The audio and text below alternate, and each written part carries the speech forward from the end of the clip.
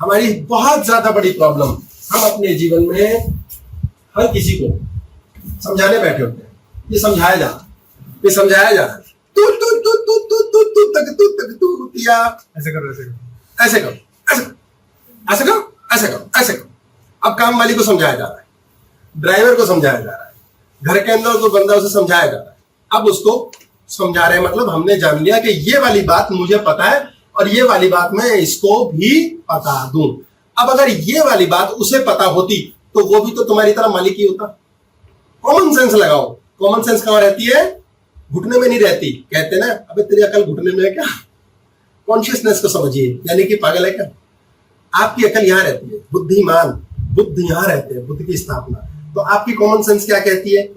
भाई काम वाली को आप कुछ समझा रहे हो, उसे एक अकल है, वो नीचे के चक्र पे है, तभी तो वो ये काम कर रही है।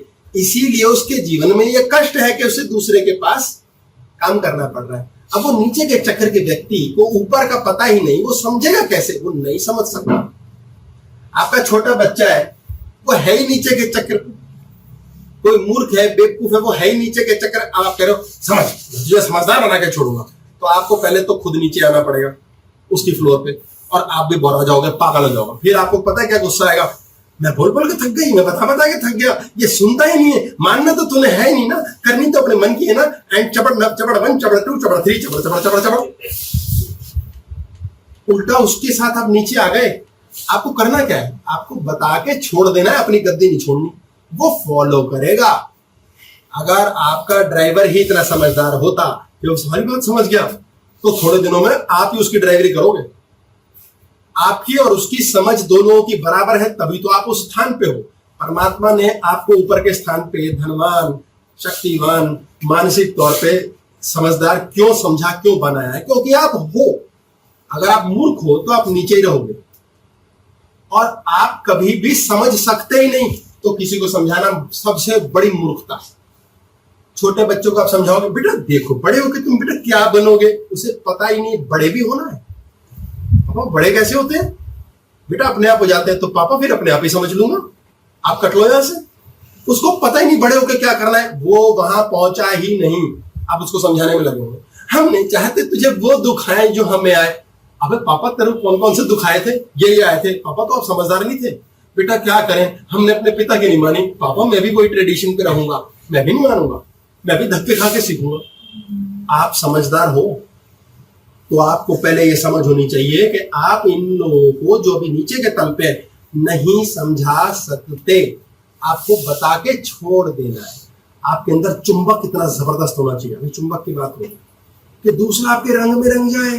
कृष्ण का चुंबक ऐसा है कि हजारों साल बाद भी हम कृष्णमय हो जाते हैं। ये चुंबक चाहिए। कौन है जिसकी बात दूसरा मान सके? जिसका चुंबक स्ट्रॉन्ग है।